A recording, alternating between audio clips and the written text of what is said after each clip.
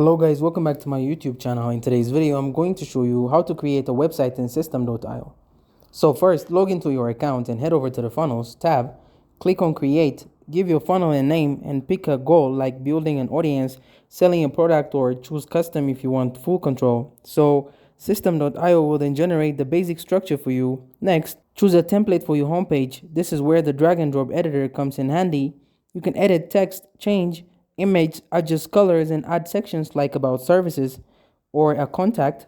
Always make sure you include one clear call to action like a button that leads to a sign up form or contact page.